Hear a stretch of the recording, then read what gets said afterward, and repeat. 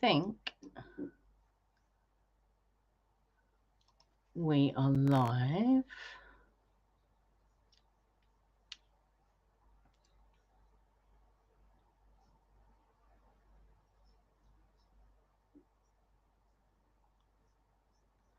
It's connecting. Let me just check YouTube. Make sure we're live on here. View channel.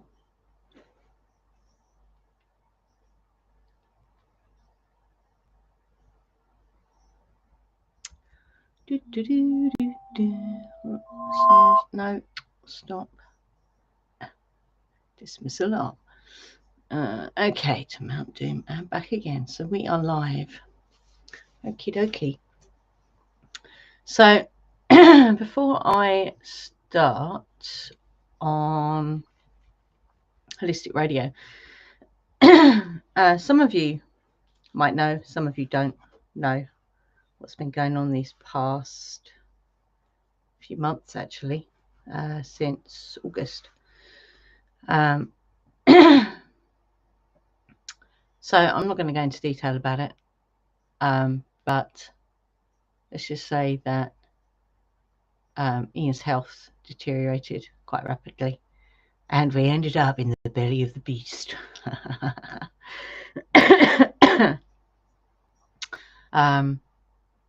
He ended up in hospital up at King's, having spinal surgery. He's fine. There are things that we're managing at the moment, and so when my glasses aren't clean, I'm getting a weird glare off my light over there. But what I'm going to talk about today on Holistic Radio, which I'm going to join in a minute. Let's just get rid of that on the phone.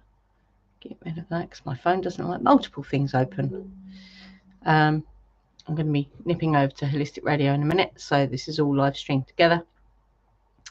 So I'm going to go through the journey, my own personal journey, in under the umbrella of, you know, it being a synchronistic, magical journey.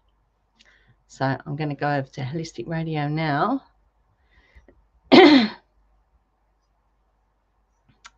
So thank you for joining me today. Hopefully I'll remember to switch everything off when it's done. Or not, maybe not, I don't know. Right, so that's that. If I do that, bear with me, folks. I won't do that. Okay. Oof. You just love technology. Right.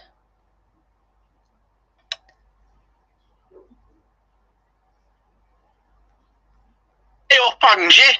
Hello, how are you? I'm very well. How are you doing? Yeah, getting there. It's a journey and a half, but we're getting there. Well, I won't ask you about anything about that because I'll leave that for the show. Yeah, cool. No need to be going over everything twice. Absolutely. But suffice to say, he's on the mend. Yeah, he's on the mend. Thankfully. Yeah, he's walking again, which is the main thing. So you can send him to the shops. Yeah, nearly.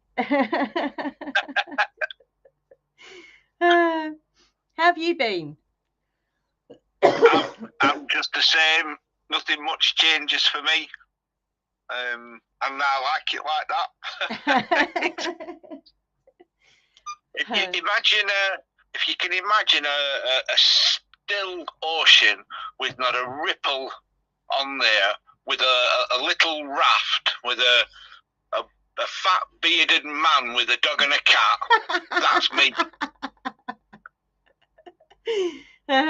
You're on a raft and not in a boat? Yes, I'm definitely not in a boat. That would just bring up too many connotations of pea green boats and other things. I prefer the idea of a raft. Okay, cool. It's just plodding along, walking the dog, enjoying the weather and the changes in the season, and looking forward to the winter solstice and the Yuletide celebrations. I've already started buying gifts in already. Oh, right, you're getting prepared then. Yeah, check me out, getting all sort of like organised and everything. Wow. Last year I didn't do a thing, so all I did was all Christmas cards.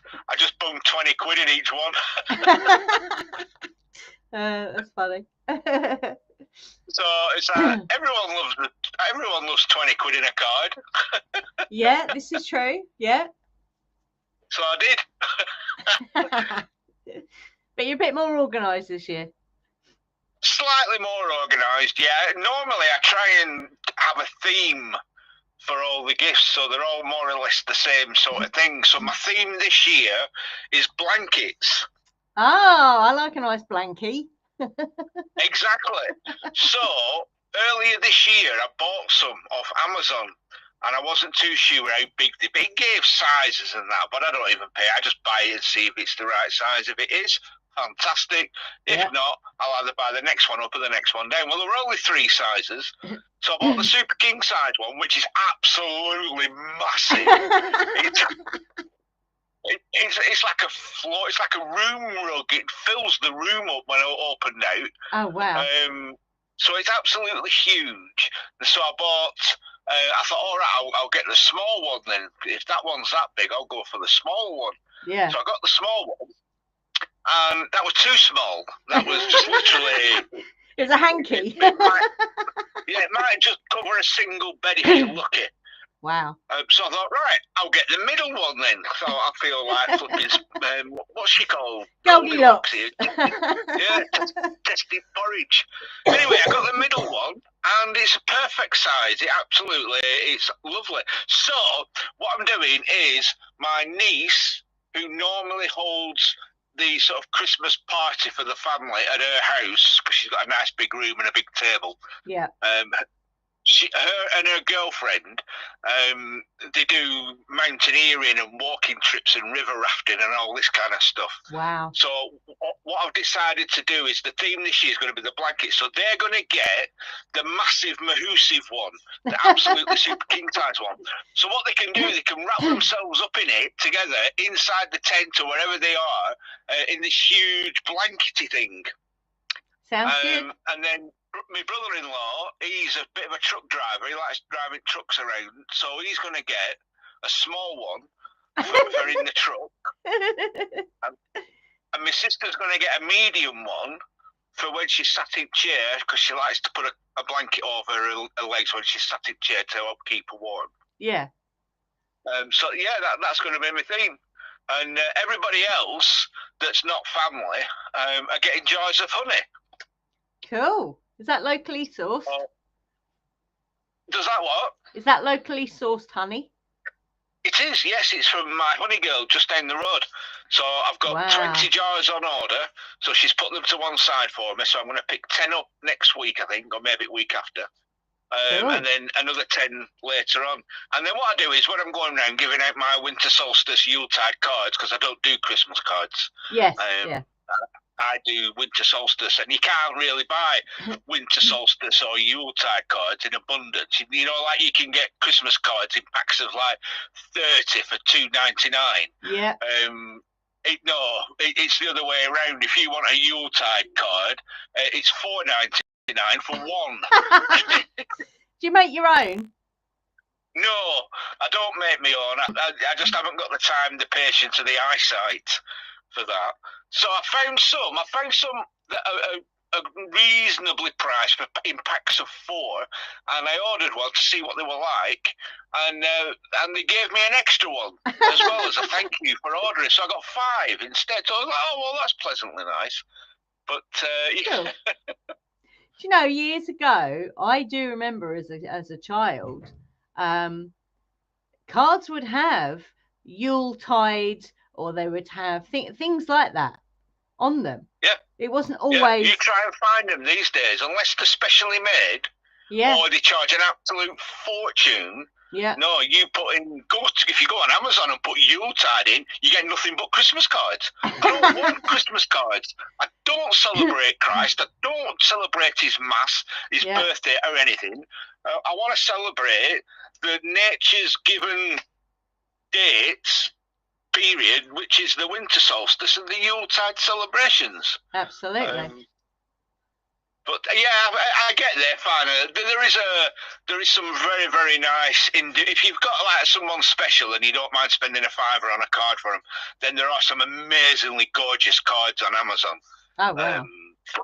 For winter solstice or for Yuletide. Yeah. There's some really, really nice ones. But yeah, no, what I need to do, I have a friend who owns a printing company, and what I need to do is drop him a massive hint and say, you need to start producing in bulk packs of 30 Yuletide cards or winter solstice cards. Yeah. And all they have to have on the front is a winter scene of a fox or an owl. It doesn't have to be anything special. You could get stock photos of the stock section on YouTube or wherever you get from. And just stamp Yuletide inside. Absolutely. We make our own. Ian usually does a piece of artwork, and then he's actually done it already, which is really cool. All right, yeah. Yeah, so we just print them ourselves. You see, I don't have a printer, so I'll be lost without a printer. And then if I go and buy a printer, then I'd have to buy a laser printer because I'm not wasting my money on an inkjet printer. And then I'd have to get a colour laser printer. Because what's the point of buying a black ink printer? You might as well get a colour one. Yeah, exactly. Yeah. I'd end up spending £700 or £800 just on a printer that I'd use once a year. That's funny. We've got it's a really cool printer actually. It's an Epsom eco printer or something it's called. Right. It's brilliant, absolutely brilliant. The best printer I've ever had. Yeah, they're great little things. Epsom and what's the other one? Can't remember the name of the other one now. It's been that long. But there were two. Epsom was one, and there was another one. I can't remember now what it was. Yeah. But yeah, they used to sell the printers dirt cheap, and they'd make the money off the inkjet cartridges. So you'd get the printer for like £50. Yeah. But then you'd have to replace the inkjets, and they'd always put a disclaimer on that said, if you don't use our inkjets, then you void your warranty and stuff like that. Yeah. If you don't use our cartridges. But I never used to bother with that. I just used to get me on and then get the cheaper ones. It was if the printer messed up and it broke or whatever, just buy a new one. They're cheap enough. Yeah, absolutely. But I found this one. I mean, we've had this one now for years, and it is it's amazing. It really is, and because it's an eco tank, that's what it's called. So you don't have cartridges. You just have bottles of ink that you just fill up. It's brilliant. All right. And it's really cheap to fill up your printer with ink. Right. You'll have to post a link on the group for that so that everyone can have a perusal. Yeah, let me write that down, otherwise I'll forget. Eco tank printer. And just before you start your show, I'll just say good evening to Ria, who's joined us, and Carly, who's literally just joined us. Good evening to you both. Hello. Welcome to Angie's comeback show. I'm back. Yes. I kept thinking. So do you want... Sorry. Go on. No, all I was going to say was. Yeah. Do you want me to start the recording at 6 o'clock, or do you want to start it? No, it's okay. I can do that. I can do that. Fair enough. It's weird, you know, this journey we've been on. It kind of rendered me unable to do the simplest of things. It was very strange, and all that is overwhelm. That's all that was. But it makes it really challenging to just do the simplest little things sometimes. But I could do that today. I could do that. You can do that. Happy days. Indeed. Right, let me, because it's about to go to. Right, start. Well, it doesn't have to be precise. I'll tell you what, I'll have a great show. I will mute myself now and leave it entirely in your capable hands. Cool. Right, everything is magic.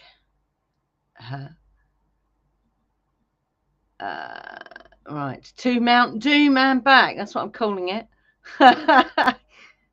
Because that's what it felt like.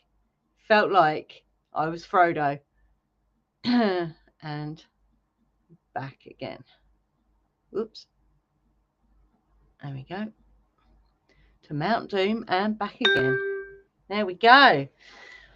Fantastic. Right. So, hi everyone. I'm back. I kept thinking I was going to be back and then something would happen. It's like, no, I can't do it yet. Can't do it yet. Can't do it yet. And then I don't know. It, like all this whole journey has been without question led by spirit. And I'll get into that a little bit. It was very much okay. It's this week, Ange. I'm like, oh, for fuck's sake. Okay. What do I talk about? Oh my god. And what's interesting is where I've been, because I posted a pick a card reading on my new channel, actually, on the one that I was building before all this happened. And since then, I've been getting very clear messages to talk about, this journey that we've been on since, well, it's actually been since May this year, but we didn't connect the dots until later on.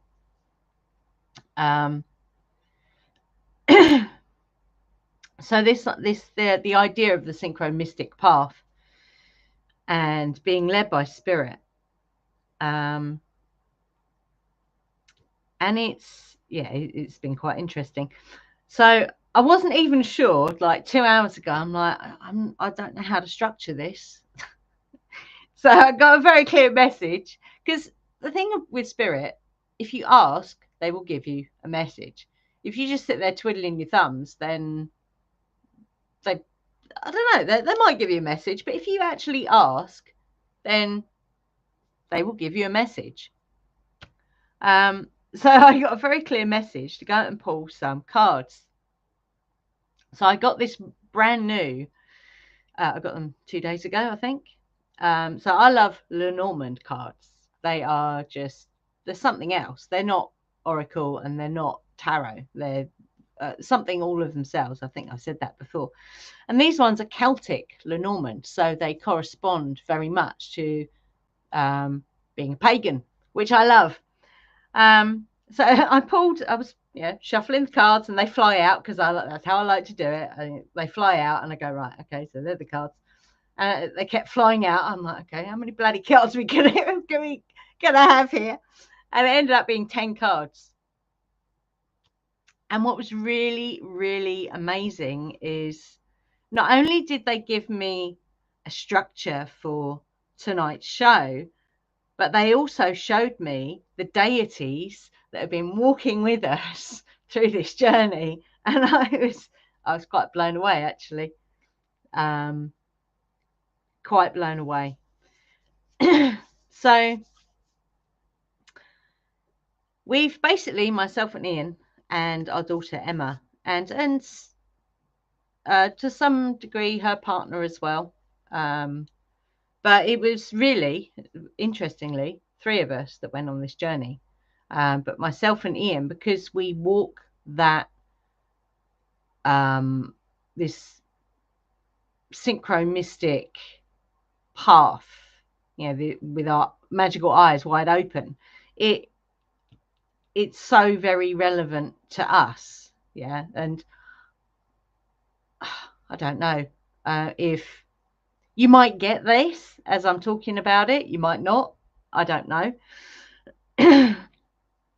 But myself and Ian have definitely been on a journey of self-discovery, and it's been like an initiation.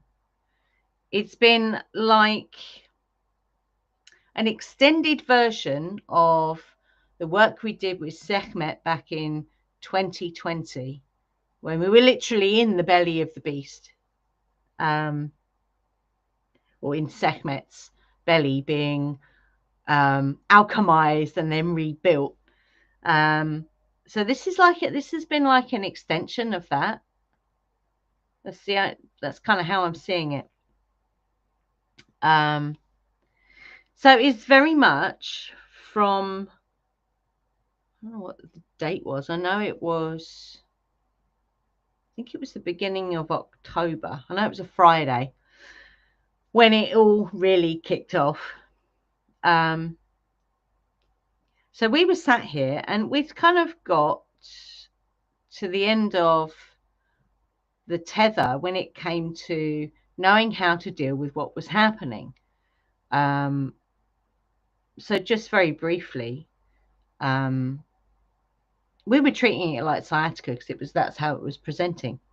And apparently, now we know that what Ian has and had does present like sciatica. So we weren't completely off the mark. And just so you know, I'm not going to tell his whole story. That's not my story to tell. That if he ever wants to tell that story, that's up to him. But what I will say is he lost the ability to walk. So it got to the point where we kind of reached the end of what we felt we could do. If that makes sense. So we were sitting here. This was after we'd rang to see if we could get an emergency osteopath out. And everyone's like, no. One lady said, well, I'll ring around and see what I can do. So, okay, we left it at that. So we sat here. We sat here in the dark because Ian had a massive headache. We sat here in the dark and we begin to talk with spirit, yeah? And we're petitioning spirit, deity, because we work with quite a few deities, and we're asking, just give us something. It could be a little sign or a big sign. Really don't give a shit. Tell us, what's next? What do we need to do next? And literally, once we finished, the phone rang, and it was an osteopath on the end of the phone that had come from this lady who said she'd ring around. And when we described what Ian was experiencing, he said, I think you need to go and get that checked out because it sounds like it could be, I can't remember what they called it, but it's basically a numbing of the nerves around the perineum and the tops of the legs, like as if you were sitting on a saddle, on a horse. Same nerves that can be affected by horse riding, apparently. Who knew? So initially I was quite cross with the osteopath for scaring the pants off us, yeah. But then we sat there and we talked about it for a little while, and I said, well, if we go and find out what this is, we know what we're dealing with. And I know that from my previous experience when I broke my wrist in 2019. So once I'd seen the scan, I knew what I was dealing with. So, I healed it. So that was kind of the way I was looking at that. So the things that happened from that point, it all happened very, very quickly. It was like, literally like we've been lifted up by spirit, and I don't know how to describe it apart from it's like some kind of transporter. That's the only way I can describe it because it all happened so quickly. So we were very much tuned in to spirit at that point. The listening for, guidance, and without question, keeping our magical eyes open for the next synchromistic signpost. So it's been, you know, coming, and I was recognizing that as we were going along. I'm like, this is spirit, without question. This was spirit, yeah. So it was for me a big lesson of letting go of the oars and let spirit do it. So for me, that was a massive lesson in allowing spirit to take the wheel, yeah, which is absolutely what happened with the whole journey, even now to some degree. And I'll get to, you know, where I am now in this part in the journey when I get to it.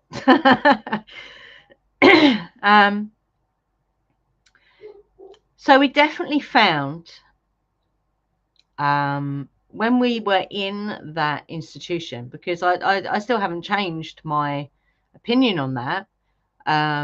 Yes, I now have a very different perspective on when an ambulance is blue lighting somebody.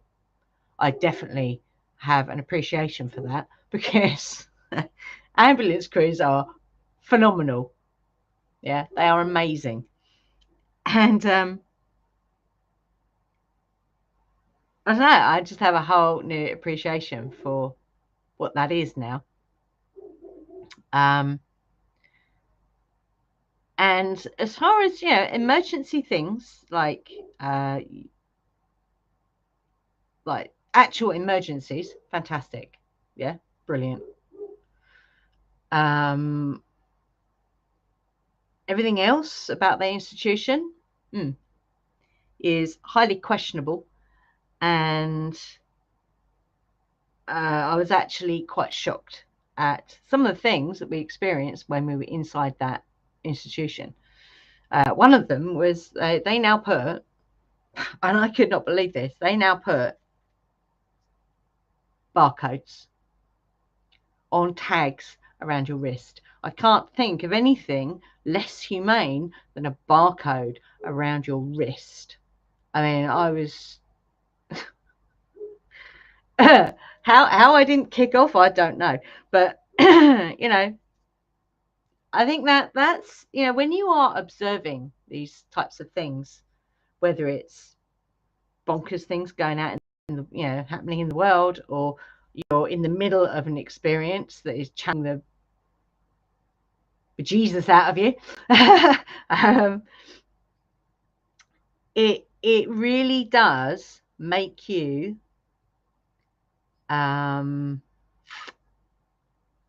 realize quite a few things, actually. How to observe without getting enmeshed in it, which is really difficult when someone you love is having an experience that you just would never in a million years expect. Yeah.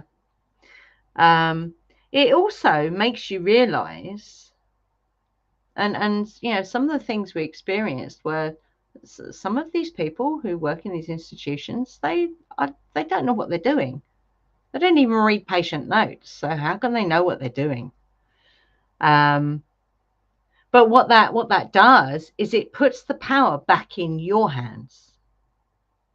If you can hold it, then we definitely found where our power lies, and that is, you know, the word no. They don't like you when you say the word no. They don't like it at all. It was quite funny. The amount of times myself or our daughter Emma said, "No, we're not doing that," and it's like they don't know what to do. It's like they go like that. I'm shaking my head now, in case you wonder what I'm doing. It's like they're going to explode. It's really bizarre. It also, so when you realise that actually you're holding all the cards, it's then how do you use that? And what we what we were learning as we went, because I'd never experienced anything like this. Emma had never experienced anything like this. Ian had never experienced this. So this was a brand new experience for all three of us, and for the rest of our family and our friends as well. Is well, okay, so how do we use this? So what we realized is we have the power to advocate for someone who isn't necessarily in the best place to do that for themselves. So that's what we did. And that's powerful. That is really powerful. So there's a responsibility there. And we did. And I think when that happens,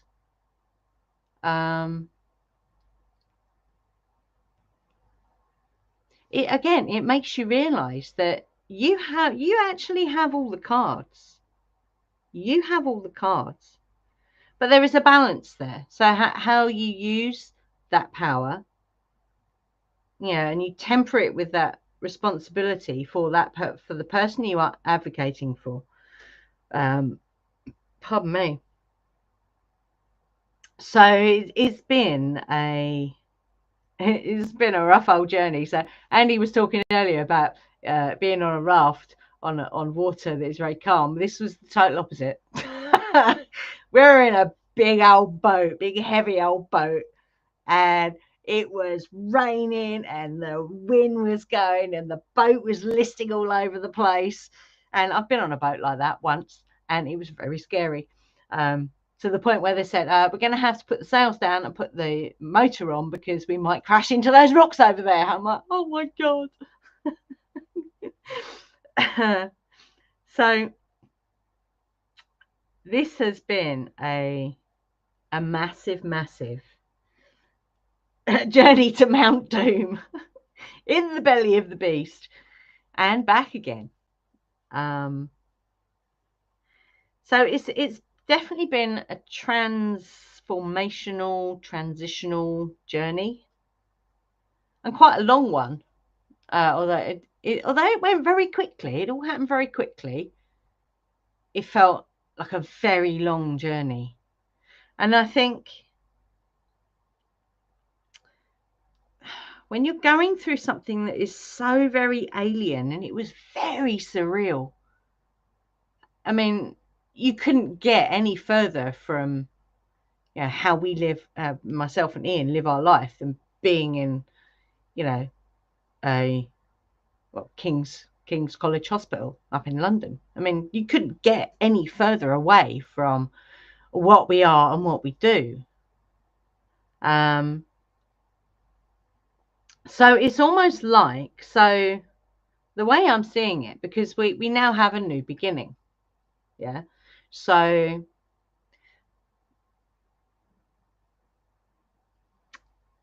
before you can start something new, the old stuff has to fall away. And that's part of what this energy was that Ian was going through. There was, from a soul perspective, there was an aspect of his soul that had to be released in order to be able to begin fresh without encountering in soul realignment, they call it a soul shift. Some people call it a walk-in. So rather than going through that, the things that couldn't go through the eye of the needle, if you like, had to fall away, which was in part, as a layer, what Ian was experiencing. So it's like, so a lot of people liken this kind of spiritual awakening journey, expansion of consciousness, or however you want to describe it, as like an arrow.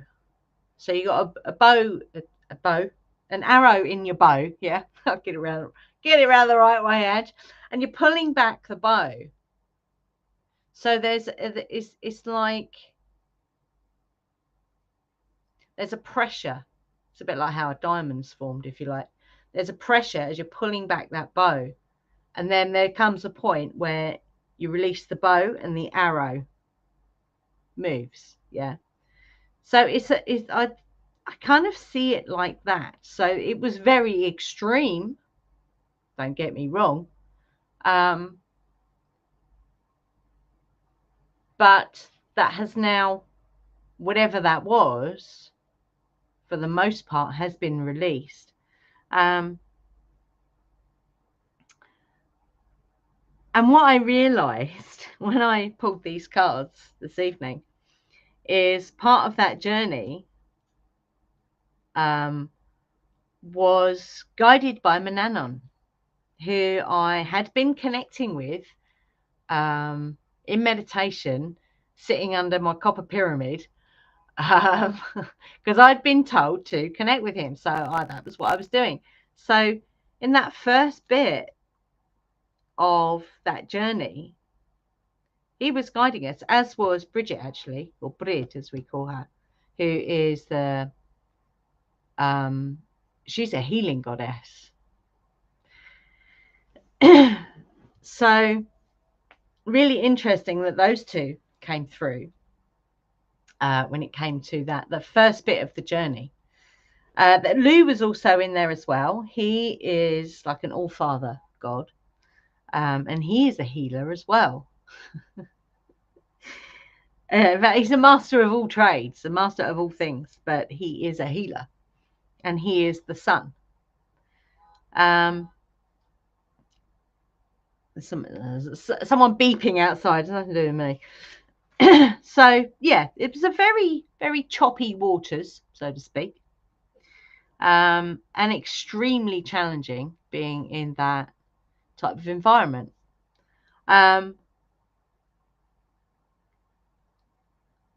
But we learned, or I learned more, I think, about trusting that process, the unfolding synchro-mystic path.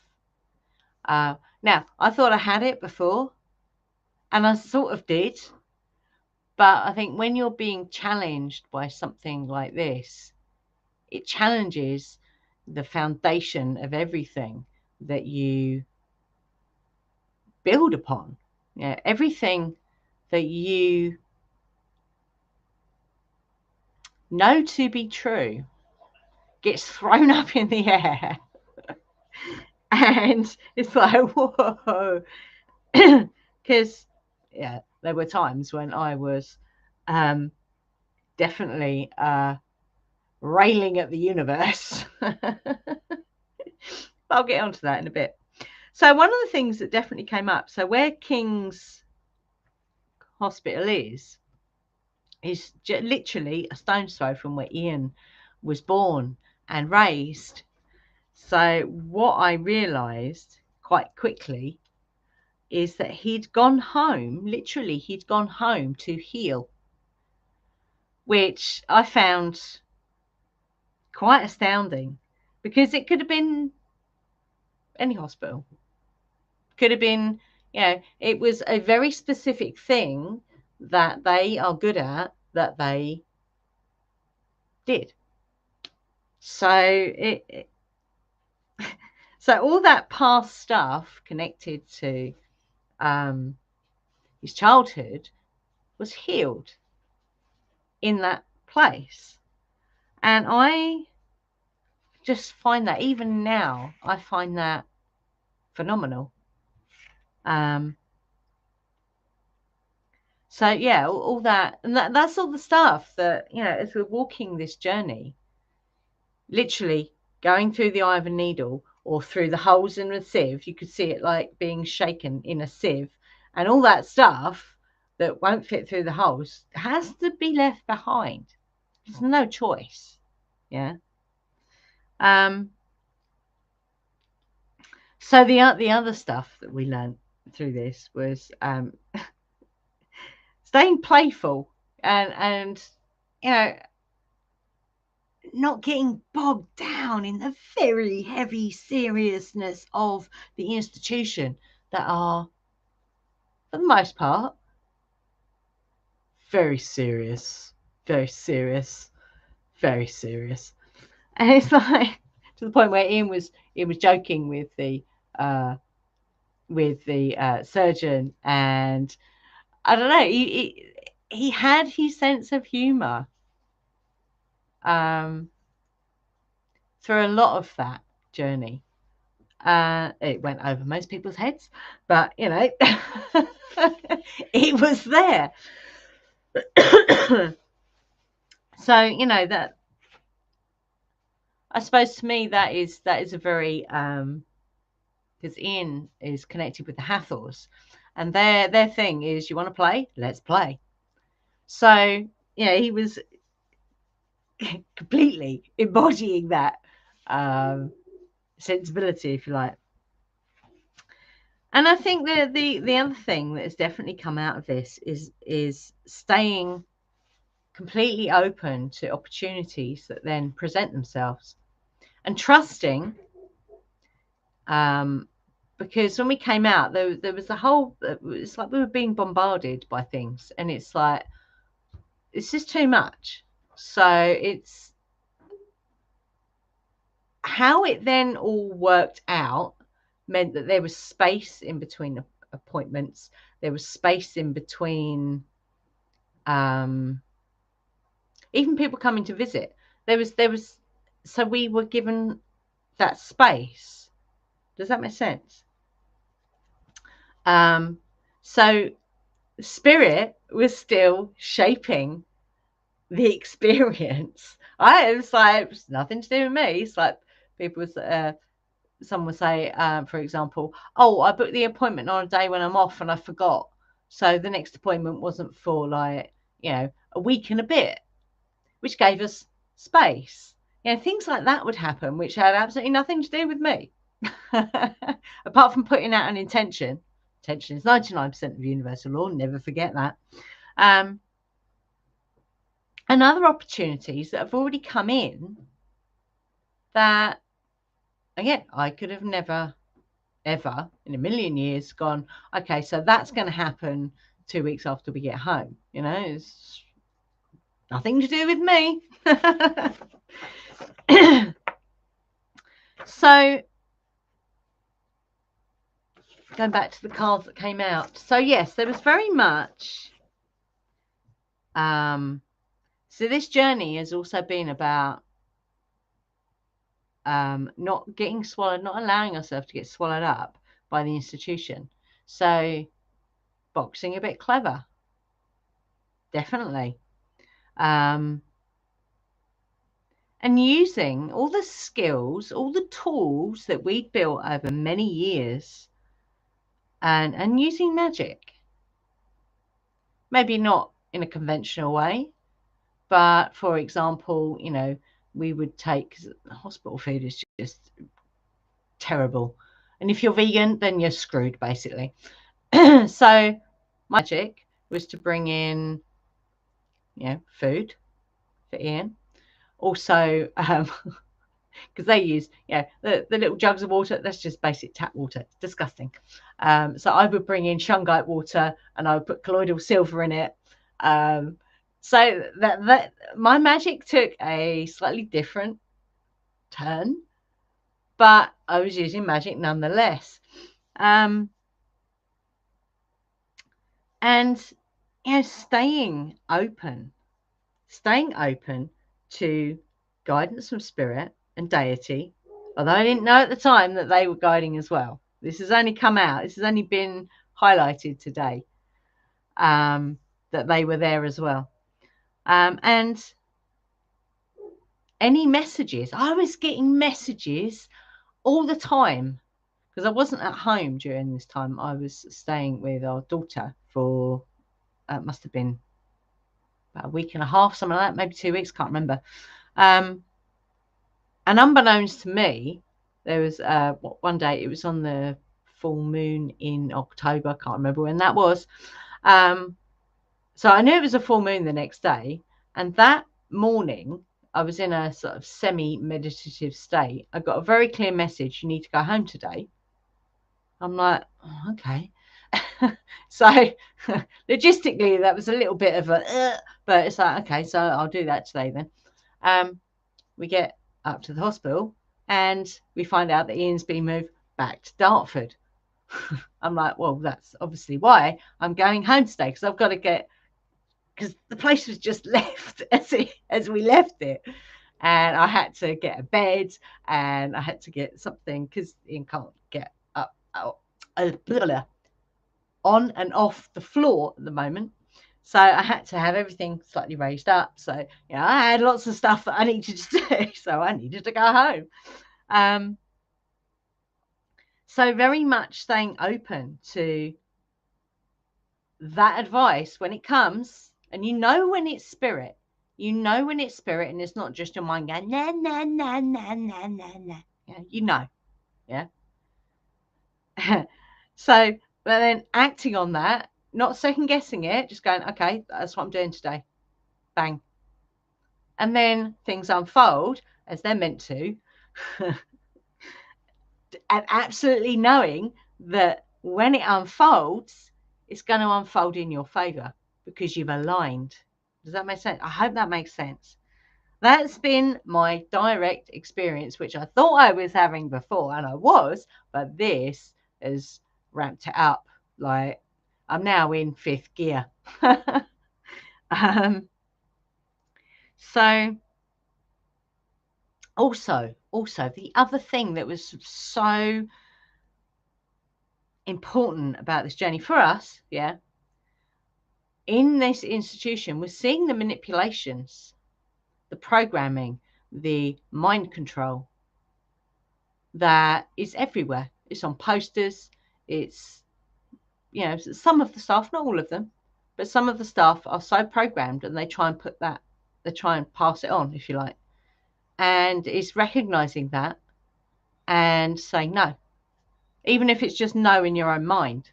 Because if you know your own mind, pardon the pun, that is not going to come anywhere near you. I hope that makes sense. So there's definitely a new perspective.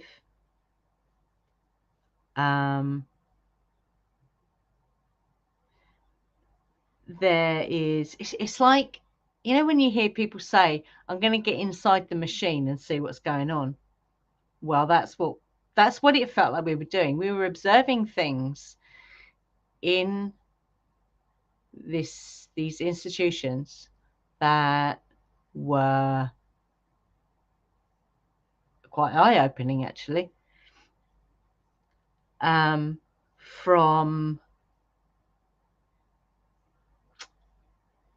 the politics, the hierarchy and the politics in these places, which is phenomenal, to doctors not reading patient notes, just leaving medication on the side that anyone could pick up. It's like, oh my God. It was so bizarre and surreal, and very, very odd. So there was definitely, so from our perspective of, where we come from on a cult journey,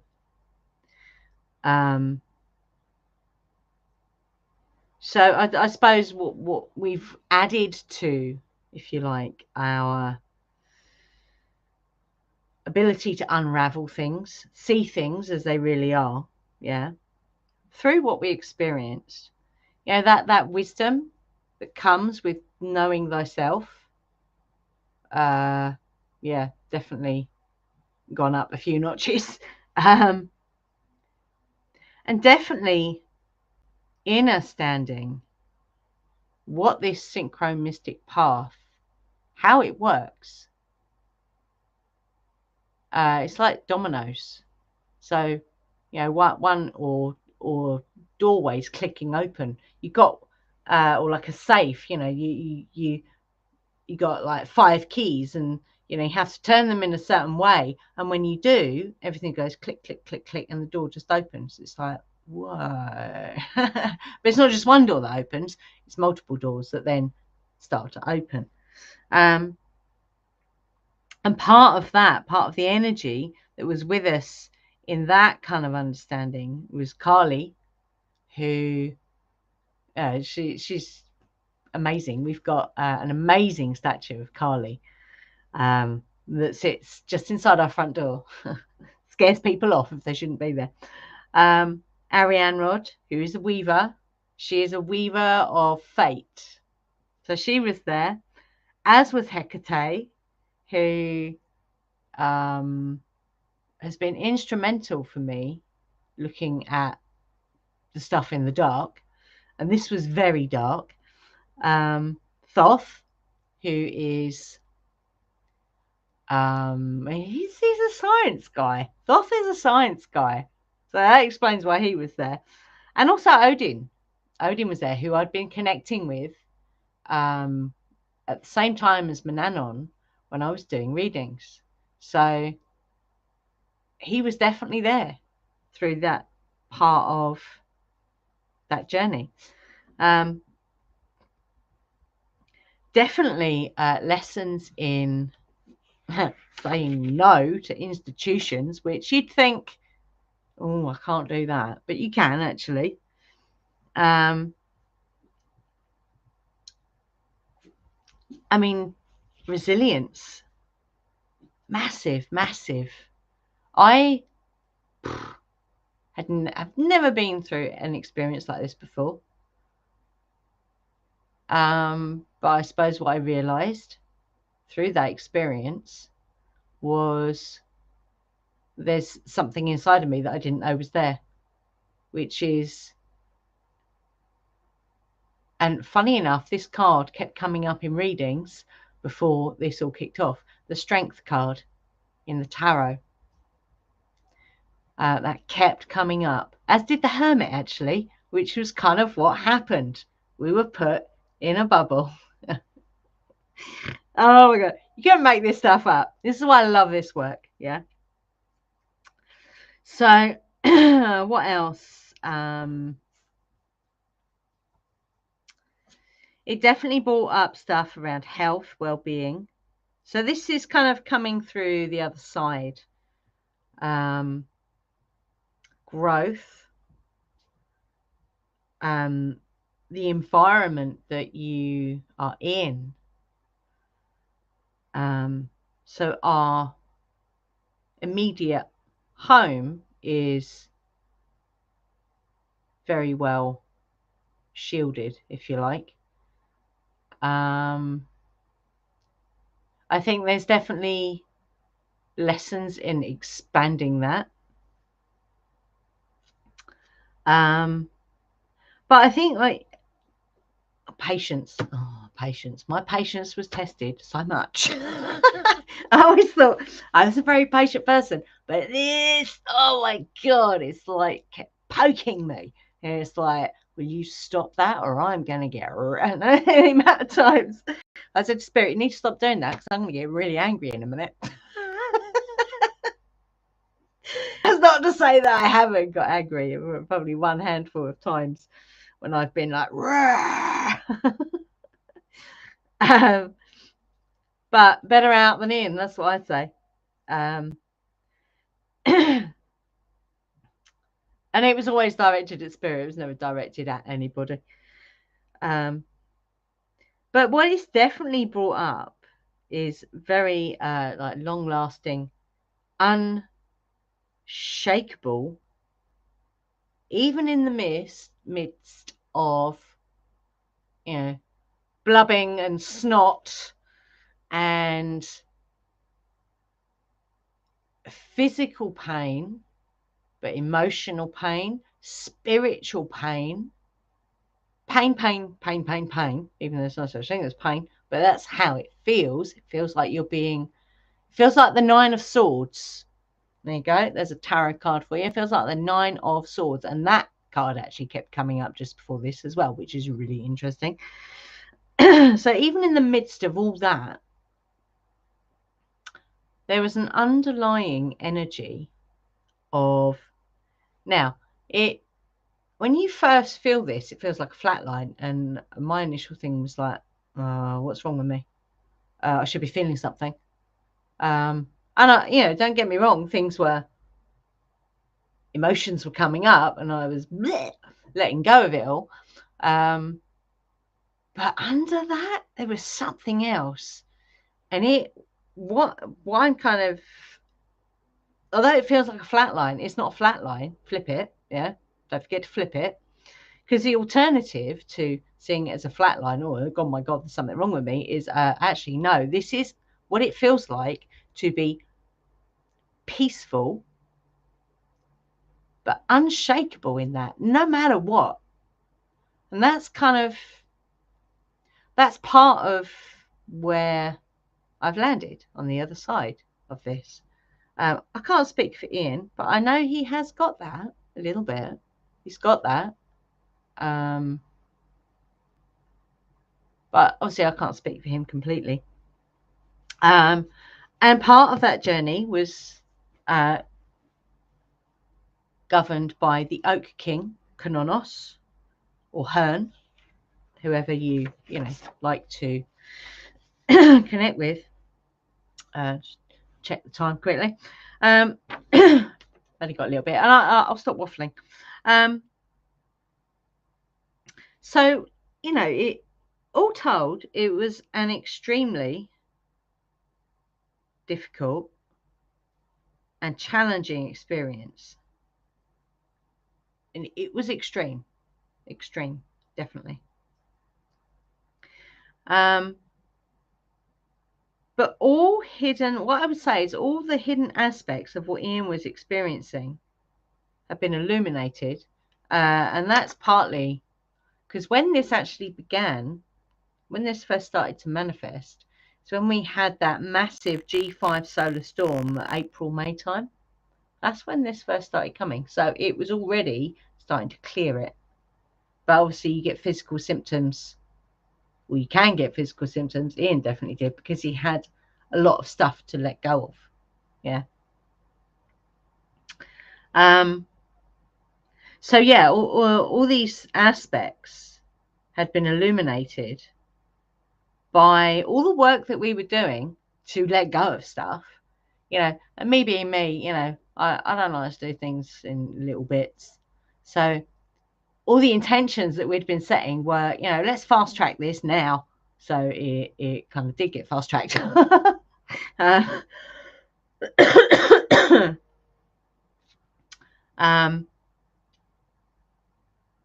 But this expansion of consciousness that allows us to go through the eye of the needle is what has illuminated what needed to be let go of.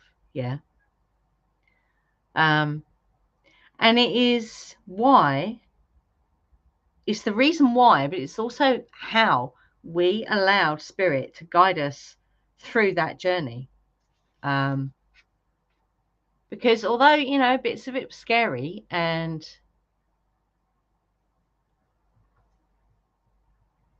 you could feel almost like panic sometimes coming up, but it never, I don't know, we were just so tuned in to Spirit. I'm not saying those things didn't come up. Fear didn't come up, or pain didn't come up, especially emotional pain coming up. But when you can let it be a wave, so it goes out, yeah, because that's how waves work. They're not static. They don't stay. They move, yeah. I don't know if that makes sense. Makes sense to me. So that is how we were able to allow Spirit to guide us like that, through very direct messages, things you have to do now. And we're like, okay, do it now then. And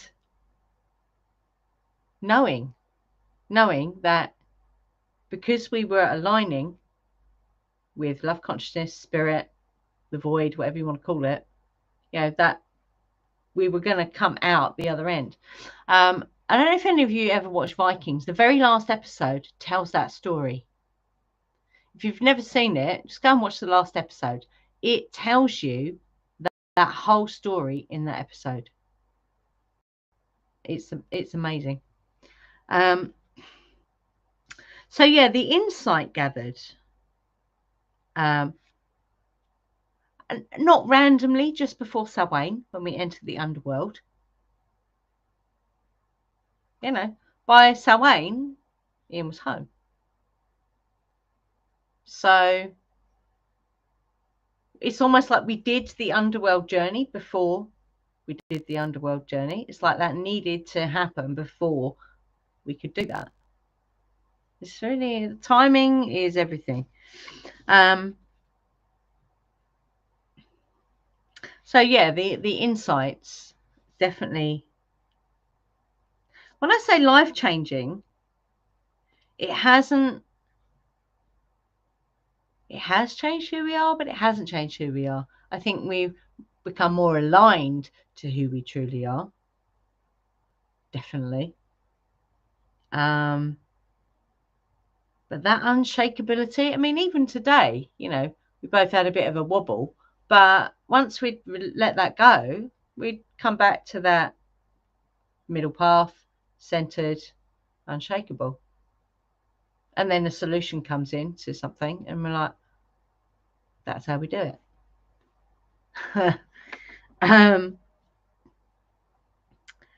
So there's definitely a sense of, well, what's next? What's next?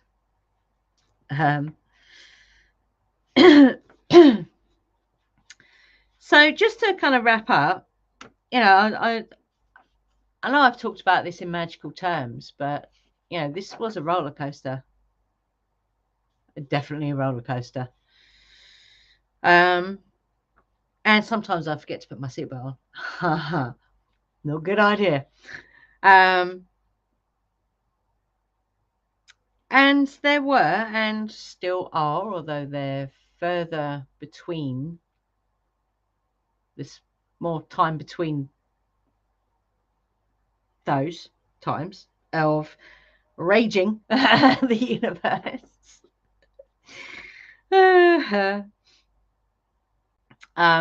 Because what I know from everything that I have learned and experienced is this had to happen for us to come through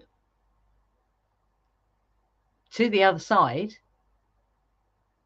There had to be a releasing of stuff that could not go through with us. I don't know if that makes sense to anyone. It might sound completely crazy, but that has been my direct experience. In this physical body, we are having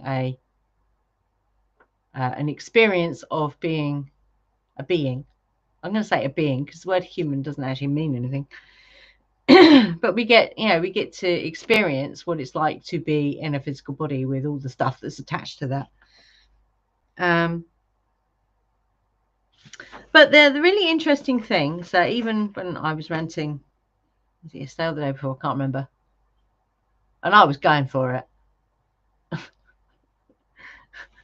I was probably going for it, having a rant at the universe. What I realised when that had passed, number one, it didn't last very long. And number two, it didn't actually change my foundation of peace. So once because years ago, if I'd have ranted at the universe, I would have had that vibration doing, like reverberating for weeks afterwards. But that wasn't the case. What I got was peace. So what I'm realizing is peace, that unshakable peace, is now my foundation. I've been through the belly of the beast, come out the other side. I'm not dead. So there's a foundation of peace, which doesn't matter how much I prod and poke it, it's not going anywhere. And I do like to, I'm one of these people, if I've got, when I was a kid, if I had a scab, I would pick that and then keep poking it. Oh dear. I don't know if any of you are like that as well. It's like, I just need to make sure that I'm not reacting to something. So let me just poke it a minute. Okay, so I'm not reacting, so I don't need to poke it anymore. I don't know what that is, but I've always been like that. So yeah, just to sum up, because I've only got 10 minutes left. So where am I with my magical perspective now? So what I realised when I drew those cards today is deity were with us every step, even now. Yeah, and it has taken me a while to get back into magical practices. So my card readings have come first, which is fine. And again, I'd pull cards and couldn't read them. It's like I'm not ready yet. And then the other day something happened, and I just pulled some cards and crystals, and I was instructed to do a pick a card reading. I'm like, oh, okay, all right then. So I did, and it's great. So yeah, the cards that I pulled. So the deities that were in those cards were Bridget, Brid, Manannan, Lu, Odin, Kali, Arianrod, Hecate, Herne. They were all with us. Thoth as well. Sorry, don't leave Thoth out. They were all with us on that journey. So even through the whole thing being a blur, because it is all a bit of a blur, and it was very surreal when we were in the middle of it. Now, I can't speak for Ian, but I know for me, it's taught me a great deal about myself, and how we choose to live our life, and the choices that we make from a perspective of unraveling programs. So trying to be as deprogrammed as you possibly can in this crazy world of constant programming. What I realized through all of this is we're definitely on the right path. For us, anyway, we are on the right path. And that's kind of where I am with my, we haven't got back to ritual yet, although I'm itching to, which is a good sign. In terms of kitchen witchery, yeah, that's coming back, so that's good. So it's slowly coming back, but what I'm most pleased about is I can read the cards again. Ta-da! And then that might sound quite trivial, but for me, it's quite a revelation for me. So yeah. Anyway, I'm going to stop right there. If any of you would like to comment or say something, ask questions, whatever. Good evening, Angie. Hello. Oh, your adventures into institutional health organisations is very, very reminiscent of my experience a few years back. Well, 2 years. Wow. Must be 3 years now. Wow. When I had a detached retina. Oh, blimey. And there was the opticians was most insistent that I immediately went to the eye clinic for emergency surgery, which I did. Wow. And it was in the throes of COVID, masks and all the rest of it. And as soon as I walked through the door into the clinic, it was sanitation dispensers, free masks, and when I got to reception, obviously I wasn't wearing one, and immediately, before she said anything else, the lady behind the desk said, "You need to be wearing a mask," and I went, "No, thank you, I'm all right." Oh, I love it. Which she was not expecting. Wow. And I said, "No, I don't want to wear one. I don't need to wear one. I'm quite happy. I'm all right." Well, you'll have to wear a visor. Yeah. I don't know if you remember. Did you see the visors? These clear plastic visors that would sit in front of your face. Yeah. So this nurse came out with one about 10 minutes later, and she handed it to me in a cellophane